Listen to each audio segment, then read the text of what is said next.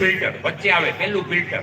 હવે મારે કોઈ પણ મજા કરવાનું મન થયું તો પહેલા ફિલ્ટરમાં નાખવાનું, સીધું પાણી નહીં પી લેવાનું, નહીતર તકલીફ પડે, શરીરમાં બીમારી આવે.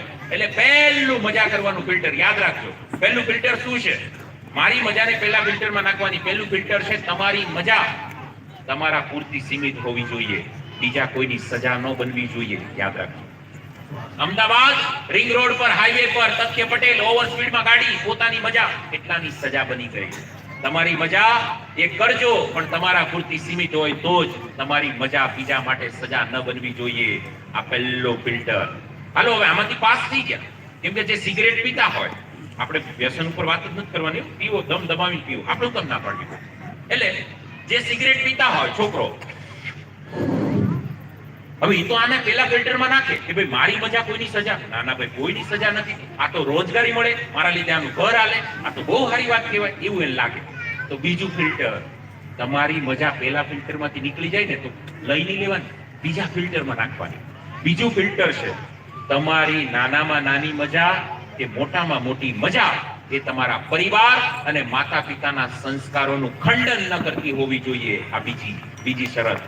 મજા કરતા પહેલાની બીજી શરત, આ સિગરેટ અહીંયા અટકી જાય, પરિવાર માતા પિતાના સંસ્કારોનું ખંડન કરે છે, ઉલ્લંઘન કરે છે, એટલે મજા ન ચાલે. અને ત્રીજી અને છેલ્લો નિયમ, મજા બીજા ફિલ્ટરમાંથી નીકળી જાય તો ત્રીજામાં નાખવાનું. અને ત્રીજું છે નાનામાં નાનીથી લઈને મોટામાં મોટી મજા કરો પણ ખુદના પૈસાની કરો, બાપાના પૈસાની નહીં. આ ત્રણ ફિલ્ટરમાંથી પસાર થાય તો દમ દકાવી મજા કરો, પણ ત્રણમાંથી પસાર થવી જોઈએ. નહીતર જિંદગી આમ જ પૂરી થશે.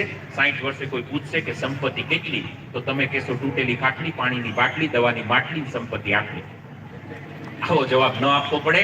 એ માટે આવો શિક્ષણની જ્યોતને પ્રગટાવીએ, શિક્ષિત બનીએ, સાચા અર્થના શિક્ષિત બનીએ, ઇટાલિયા પરિવારનું ગર્વ બનીએ, સમગ્ર સમાજની અંદર ઉદાહરણ બેસાડીએ, એવા શિક્ષણની શિખર સર કરીએ અને આ શિક્ષિત પરિવારની અંદર એક નવો દાખલો, એક નવું ઉદાહરણ બનાવીએ. વધુમાં વધુ લોકો સુધી આવા વિચારોને પહોંચાડવામાં નિમિત્ત બનીએ અને પરિવાર અને માતા પિતાના સંસ્કારોનું ખંડન ન થાય એ વાતનું ધ્યાન રાખીએ. ઉપરવાળાને કોઈ ભાષા નથી સમજાતી, એને એક જ ભાષા સમજાય. જે દીકરો ને દીકરી પોતાના માતા પિતાના સપના સાકાર કરવા મથે છે એને ઉપરવાળો પણ માખણ આપે છે, અને જે દીકરો ને દીકરી માતા પિતાના સપનાની વિરુદ્ધ જઈને કામ કરે છે એમાં ઉપરવાળો પણ ક્યારેય રાજી નથી. આવા ભાવ અને વિશ્વાસથી પરિવારની ભાવના કેળવીએ અને શિક્ષણના એક નવા વિચારની દિશામાં આગળ વધીએ. ફરી ક્યારેક સમય મળશે તો થશે તમારો અને મારો સામનો. ત્યાં સુધી આપના માટે ખૂબ ખૂબ શુભેચ્છાઓ, શુભકામનાઓ. ઇટાલિયા પરિવારે મને આ વ્યસ્તતા ભર્યા સમયમાં પણ વચ્ચે આ 30 મિનિટ બોલવાનો અવસર આપ્યો. મેં બોલવાનું શરૂ કર્યું ત્યારથી લઈને અત્યાર સુધીમાં 30 મિનિટ થઈ ગઈ. અડધી કલાકથી આપણે ચર્ચા કરી રહ્યા છીએ. આ અડધી કલાકની ચર્ચા બધાએ સાંભળી. વડીલોએ આ પ્લેટફોર્મ આપ્યું બદલ આપના આભારની સાથે થેન્ક યુ. જય હિન્દ, જય ભારત. ખૂબ આભાર. ખૂબ ઓછા સમયમાં ઘણી મોટી વાતો કરી અને આપણો કિંમતી સમય એટલો બદલ આપ ઇટાલિયા પરિવાર આપનો ખૂબ ખૂબ આભાર વ્યક્ત કરે છે. આપણે બે સન્માન વિશેષ લેવા છે. ભાવિકભાઈ, પ્રવીણભાઈ, વરિષ્ઠ ક્લાર્ક SC/GST વિભાગ સુરત આપણી વચ્ચે ઉપસ્થિત છે.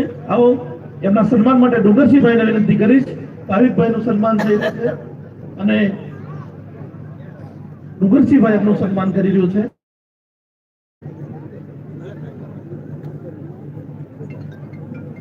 જોરદાર તાળીઓથી વધાવી દઈએ આપણે. અને ત્યારબાદ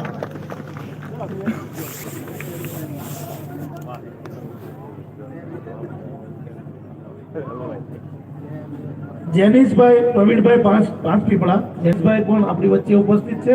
જીઓ UPC સુરત ગ્રામ્ય, એમનું સન્માન માટે યોગેશભાઈને વિનંતી કરીશ કે આવો યોગેશભાઈ જેનિશભાઈનું સન્માન કરશે.